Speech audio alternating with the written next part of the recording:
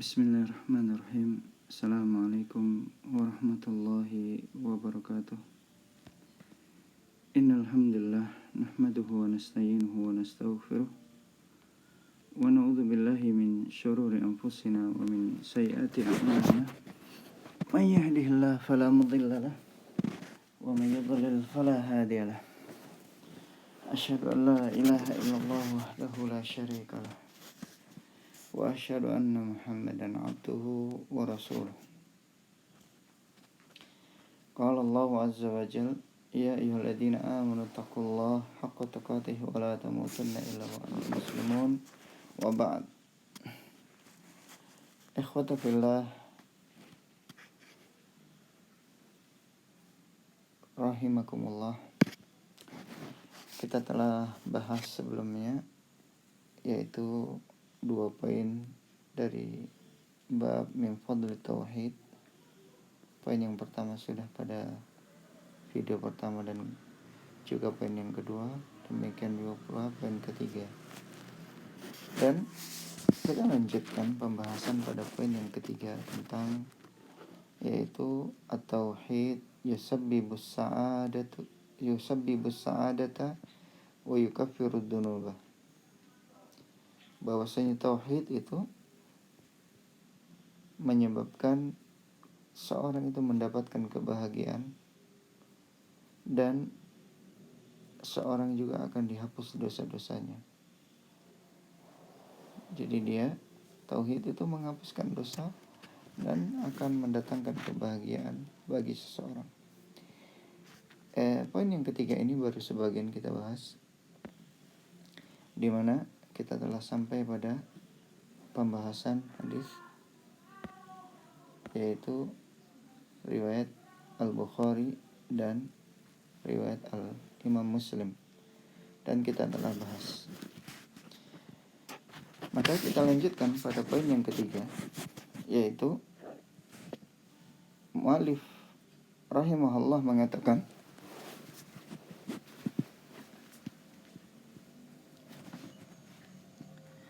bahwa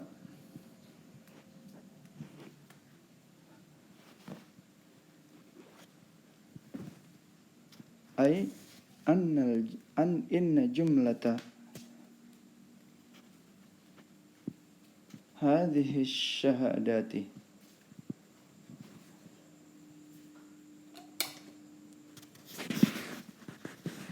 allati yashhaduha muslimu bihadhihi al-usuli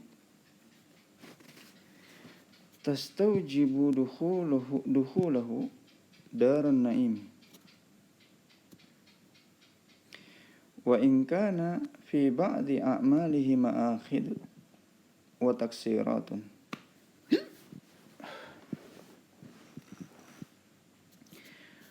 Kama ja'a fil hadithi al-qudsi qala Allah ta'ala ya ibna Adam innaka law ataitani bi qurabil ardi khataya thumma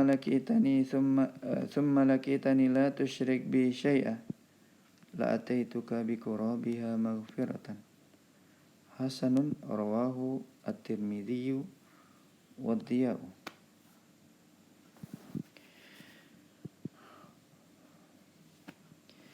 Ay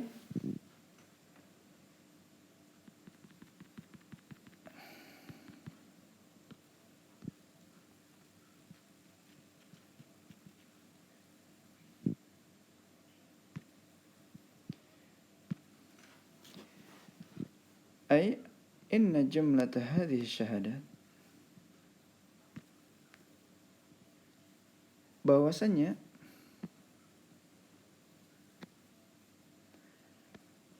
persaksian-persaksian yang disebutkan dalam hadis di atas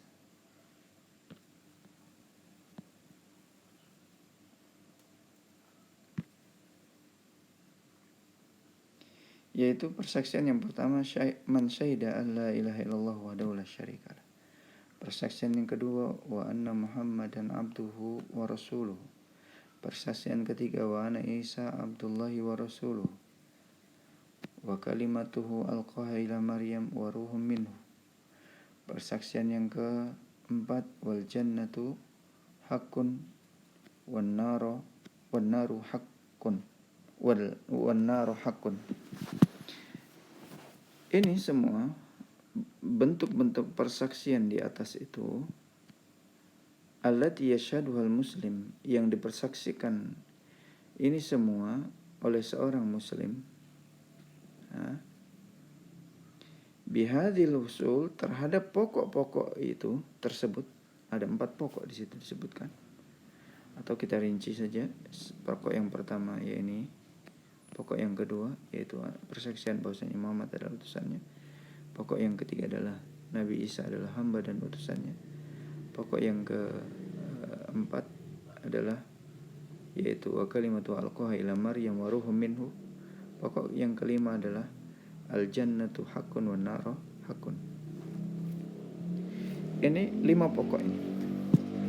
Ini tastaujibu dukhuluhu al dar naim.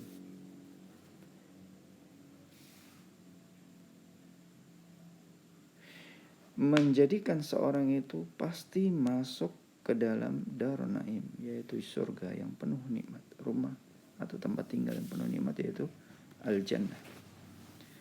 Apa? Karena disebutkan dalam hadis tersebut kalimat apa? Pada hadis ini disebutkan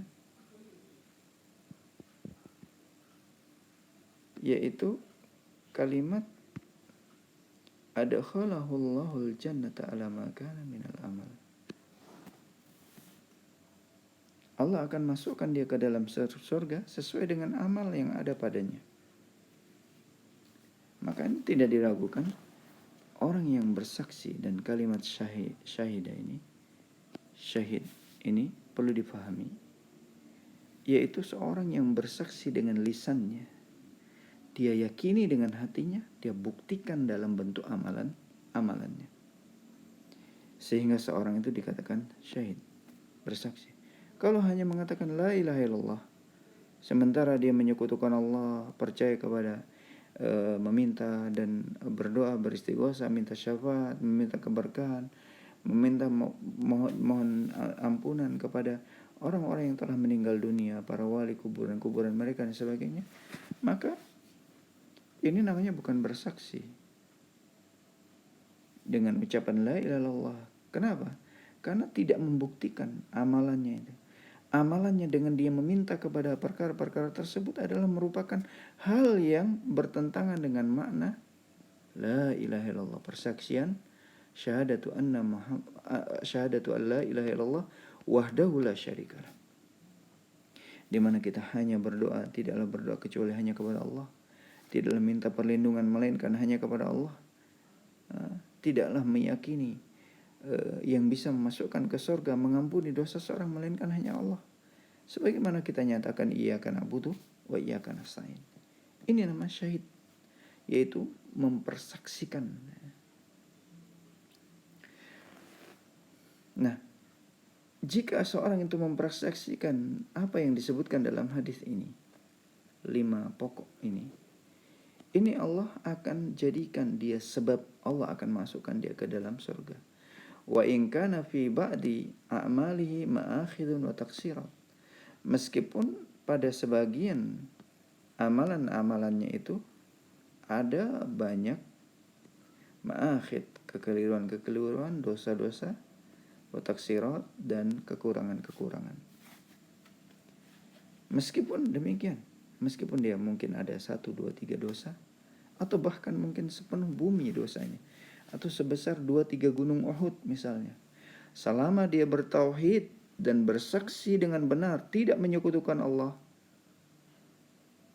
niscaya dia akan masuk surga. Kama ja'at fi al-hadisil qudsi. Apa dalil? Mad dalil fi dzalika? Disebutkan dalam hadis qudsi. Ingat, hadis qudsi ini adalah istilah untuk hadis yang diriwayatkan oleh Rasulullah sallallahu alaihi wasallam an rabbih, dari Rabbnya. Dan disebut hadis qudsi karena di situ mengandung firman Allah Subhanahu wa taala. Di situ mengandung firman Allah Subhanahu wa taala. Tetapi penyebutan hadis qudsi bukan menunjukkan hadis itu sahih, tidak. Penyebutan hadis qudsi atau biasa juga disebut hadis ilahi ini adalah dikarenakan hadis ini mengandung firman Allah Subhanahu wa taala. Jadi apa yang diriwayatkan oleh Nabi dari firman Allah Subhanahu wa taala yang tidak disebutkan di dalam Al-Qur'an. Yang tidak disebutkan di dalam Al-Qur'an. Tapi hadis qudsi itu ada hadis yang lemah dan ada hadis yang sahih. Dan hadis qudsi yang kita sebutkan di sini adalah hadis yang sahih.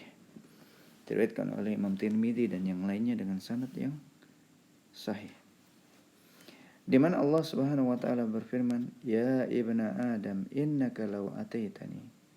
Wahai anak Adam, sesungguhnya engkau law ataitani, sekiranya engkau mendatangiku, biqurabil ardi khataya, dengan membawa sepenuh bumi dosa-dosa. Thumma lakitani la tusyrik bi syai'ah, kemudian engkau menjumpaiku dengan tidak menyekutukan diriku dengan sesuatu pun juga, la ataituka biqurabiha maghfiratan, niscaya aku akan datang kepadamu dengan membawa sepenuh bumi pula berupa apa? Ampunan. Hasan rawahu Tirmidzi. Hadis hasan diriwayatkan oleh Imam Tirmidzi, tapi hadis ini sahih derajatnya. Baik. Pada perkara ini menunjukkan dengan jelas betapa pentingnya yang namanya tauhid, di mana Allah akan mengampuni dosa seorang hamba meskipun dosanya itu sepenuh bumi, selama dosanya itu tidak menyekutukan Allah, tidak berbuat syirik kepada Allah, maka niscaya Allah akan mengampuni dosa-dosanya. Niscaya Allah akan mengampuni dosa-dosanya. Para ulama ikhtilaf, apakah la tusyriku bi syai'a ini termasuk dosa syirik kecil dan syirik besar atau syirik besar. Ada yang mengatakan secara umum dia termasuk syirik kecil ataupun syirik besar, sebagaimana merupakan pendapat dari Syekh Al-Imam Muhammad bin Abdul Wahhab rahimahullah. Tapi sebagian mengatakan la tusyrik bi syai'a ini adalah syirik besar saja, tidak termasuk syirik kecil. Lepas dari itu semua khilaf tersebut, maka kita hendaknya tetap berusaha menjauhi dari yang namanya kesyirikan besar ataupun kecil, karena itu adalah merupakan perkara yang sangat berbahaya. Karena kesyirikan merupakan hal yang menunjukkan ketidaksempurnaan tauhid seseorang. Bagaimana agar kita terhindar dari kesyirikan? Belajar tauhid, belajar akidah yang benar, pelajari apa itu saja syirik yang disebutkan oleh Allah dan Rasulnya di dalam Al-Quran, sehingga seorang itu benar-benar terhindar dari yang namanya kesyirikan dan benar-benar murni tauhidnya. Maka yang kedua adalah kita berdoa kepada Allah agar Allah Subhanahu wa taala melindungi kita. Allahumma inni a'udzubika an usyrika bika syai'an a'lamu wa astaghfiruka lima la a'lam. Ya Allah, aku memohon ampunan kepadamu ya Allah dari Allahumma inni a'udzubika an usyrika bika syai'an a'lamu. Ya Allah, aku berlindung kepadamu ya Allah dari dosa menyekutukan dirimu sementara aku tahu. Wa astaghfiruka lima la a'lam, dan aku mohon ampunan dari dosa-dosa yang aku tidak tahu. Ini satu doa di antara doa yang diajarkan oleh Rasulullah sallallahu alaihi wasallam agar kita terhindar dari yang namanya kesyirikan. Maka ikhwati rahimakumullah, kita perhatikan ini menunjukkan betapa pentingnya yang namanya tauhid. Kemudian di mana disebutkan oleh mu'allif rahimahullah, wal makna law ataitani bima yuqaribu al ardi dunubun wa ma'asiyun ghaira annaka mitta ala tauhidi la ghafartu laka dunubaka. Makna dari law ataitani bima, makna hadis tersebut adalah seandainya engkau datang kepadaku bima yuqaribu ma'al ardi, dengan membawa sepenuh air yang ada di muka bumi ini. Dunubun wa ma'asyun, berupa dosa ataupun kemaksiatan. Selama dosa-dosa dan kemaksiatan itu ghaira annaka mitta, yaitu engkau dalam kondisi mati ala tauhid, di atas tauhid, tidak menyekutukan Allah, niscaya Allah akan katakan makna hadis itu la ghafartu laka dzunubaka, niscaya Allah mengatakan sungguh aku akan ampuni dosa-dosa yang ada pada dirimu. Subhanallah. Ini keutamaan yang besar bagi seorang yang bertauhid dan tidak menyekutukan Allah. Karena kita tahu bahwasanya orang yang menyekutukan Allah, Allah sebutkan dalam surah Al-Maidah ayat yang ke-72, innahu may yusyrik billahi faqad harramallahu alaihil jannah wa ma'wahu an-nar wa ma lidh-dhalimin min ansar. Sungguhnya siapa yang menyekutukan Allah, Allah haramkan atas dia surga. Wa ma'wahu an-nar, dan tempat tinggalnya adalah neraka. Wa ma lidh-dhalimin min ansar, dan Allah tidak akan memberikan pertolongan atau penolong sedikit pun kepada orang-orang yang menyekutukan Allah. Dan disebutkan wajah fi hadits akharin, dan disebutkan dalam hadis yang lain, dalam riwayat yang sahih, man laqiyallaha la yusyriku bihi syai'an dakhala al-jannah wa man laqiyahu yusyriku bihi syai'an dakhala an-nar. Siapa yang berjumpa dengan Allah la yusyrik bihi syai'an, dan dia tidak menyekutukan Allah dengan sesuatu pun, niscaya dia akan masuk surga. Tetapi sebaliknya, siapa yang menjumpai Allah, wa man laqiyahu yusyriku bihi syai'an, dan menyekutukan dia, dalam kondisi dia menyekutukan Allah dan dia tidak bertaubat sebelum dia meninggal dunia dari kesyirikan itu, dakhalal nar, pasti dia masuk neraka, waliyadzubillah. Maka hadis-hadis yang disebut wa kullu hadhil ahadisi yattadhihu minha fadl at-tauhid wa annahu akbaru amilin li sa'adatil abdi wa a'damu wasilatin li takfiri dunubihi wa mahwi khatayahu. Semua hadis-hadis ini dan ayat yang kami sebutkan tadi, yattadhihu minha, ini diantaranya menjelaskan tentang fadlat tauhid, tentang keutamaan tauhid. Di mana tauhid disebutkan annahu akbaru amilin, dia merupakan faktor terbesar li sa'adatil abdi, untuk seorang hamba itu bahagia, mendapatkan kebahagiaan dunia ataupun di akhirat. Wa a'dhamu wasilatin, dan dia merupakan wasilah terbesar di takfiri dunubi, untuk dihapuskan dosa-dosanya atau kesalahan-kesalahannya, wa mahwi khatayahu, dan dihapuskannya kesalahan-kesalahan atau dosa-dosanya. Bukan dengan cara meminta ampunan ke kuburan, kuburan wali ini, wali itu dan sebagainya. Justru ini a'dhamu wasilah litakhlidihi finnar. Ini adalah kesyirikan seperti ini merupakan sebab terbesar seorang itu dikekalkan di dalam neraka jahanam, waliyadzubillah. Maka mudah-mudahan Allah Subhanahu wa taala melindungi kita dari yang namanya kesyirikan dan segala bentuk macamnya. Dan mudah-mudahan Allah senantiasa memberikan kita taufik di atas tauhid dan jauh dari kesyirikan dan segala bentuk penyimpangan dalam agama ini. Demikian pula atas orang tua kita, keluarga kita, tetangga kita, kaum muslimin dan muslimat, masyarakat sekitar kita, penduduk desa kita, agar Allah Subhanahu wa taala memberikan taufik kepada mereka di atas tauhid dan sunnah dan di atas hidayah Allah Subhanahu wa taala. Dan mudah-mudahan kita semua juga dilindungi oleh Allah, kalian dan orang tua kalian, keluarga kalian, tetangga kalian, masyarakat kalian, dari wabah yang sedang melanda dunia sekarang ini, dari wabah corona.